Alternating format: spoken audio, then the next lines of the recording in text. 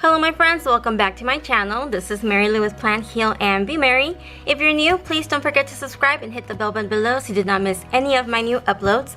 Well guys, this is it. I have a debt update. I need to catch you guys up a little bit, show you where we started more or less last year and then where we got. It doesn't seem, well, let's just let the numbers talk for themselves. Here are my 2019 debt numbers, and I will be going over my 2020 debt numbers and our strategy as to how to get out of debt just as soon as possible. If you can tell, my debt snowball back in January, February of 2019 started at $325. Now it is at $1,000, which is fantastic. Little by little through the year, we paid things off and then added that to our little debt snowball amount, and it started growing. So let's just highlight what has been completely paid and gone. Paid. We also paid off the tuition solution loan, which was a $6,000 loan to begin with. And then this one and this one. All of these were marked off of or paid off at some point in our budget. And then I'm gonna highlight those that were paid off, and then we added credit back on it. So I'm gonna highlight those in red. American Airlines was also one of them. I made a mistake there.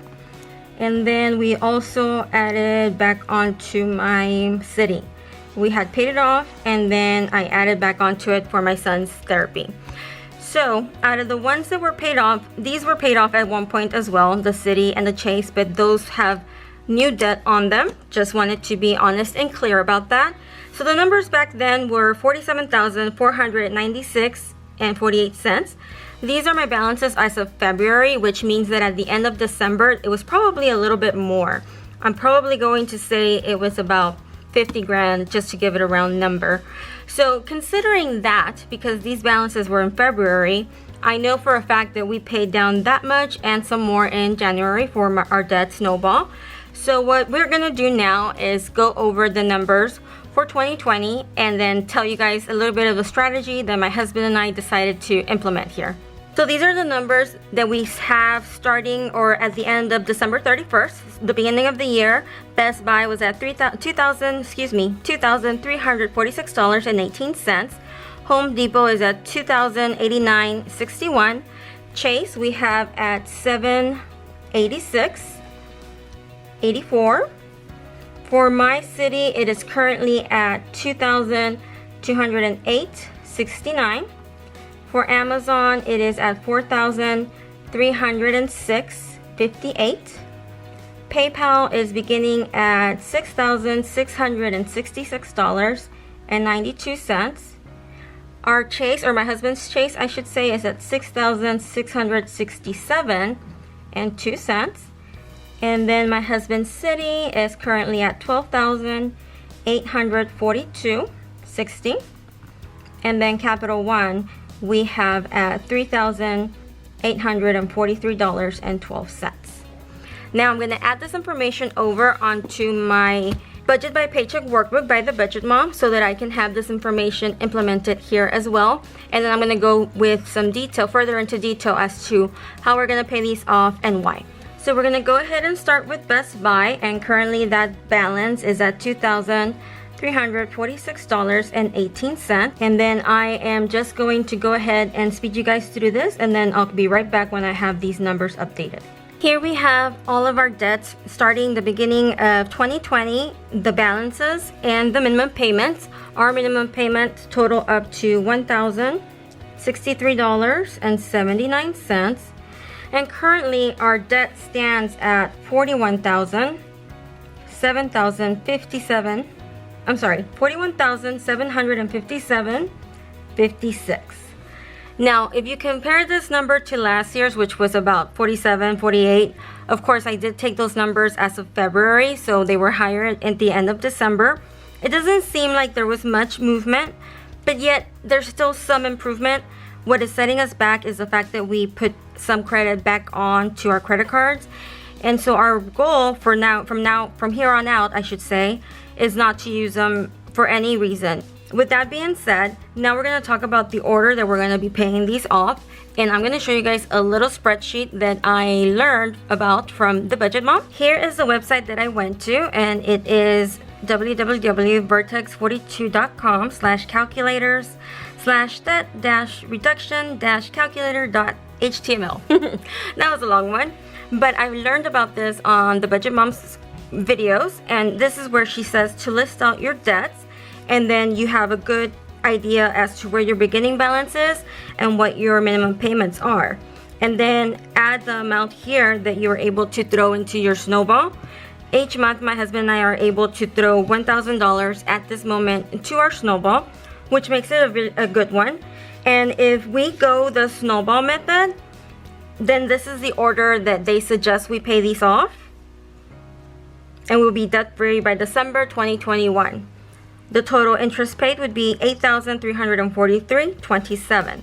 Now the only issue with this is that the Best Buy needs to be paid by March, and this puts it at June, and the Home Depot needs to be paid by May, so that would come to fruition. That's just one option. We then considered the Avalanche Method, which you see right here. This little icon here gives you the ability to click on it. There's a drop down menu and you can pick, and this one is the Avalanche, and this is what it's telling us to do, which is the best case scenario when it comes to paying your less interest. Is what I'm trying to say, excuse me. But at the same time, this is not realistic, because if I don't pay these amounts by their due date, then I will be stuck with about 25% interest from the beginning of the credit card, or the beginning balance of the credit card, in which case the Best Buy would have been about $3,000. Home Depot, I'm going to say about $4,000. So that would not be good. And the reality of that scenario would be this one, because in this case, I'm adding back the interest rate that would be charged if I don't pay them off by their promotional date, and then it puts us at $7,914 in interest with the Avalanche Method. What we decided to do, because of the special circumstances where we have two credit cards that are 0% interest that have an expiration date of, January, March, and May of 2020, this is what my husband and I decided on doing. I entered our information for our creditors in the order that I feel we need to pay them. So what I did here is I put Best Buy as the first one, because it had a balance that needed to be taken care of by January 29th, which, yay, we were able to do that, and added a little bit more of a payment, because our next payment is due by March of 2020. And then hopefully, if all goes as planned, this credit card will be paid off as of February 2020. Then we won't have to worry about March. But at the same time, we will no longer be using it. We're debating closing it. If you guys would like to share your insight, your experience down below in a comment, what would you suggest? I'm getting a little bit of both. I don't know. This is my husband's card, so I'm gonna probably let him decide, since it's his credit. Bottom line, he'll be the one deciding, but hopefully he'll have the ability to see any comments or any concerns or suggestions that you guys might have down below. Next, I have the Home Depot, because this is due by May. If all goes well, we should have this paid off by by April. January, February, March, April. By April, and therefore we will be fine for May. Everything will be done. After that, we will be following somewhat of a debt snowball method, going from the smallest amount to the largest. But then I changed the Capital One to be the last payment due, or the last debt taken care of, because it has the least interest rate. I figured the faster we took care of these items here that had a very high interest rate, the more we would save in the long run with interest payments.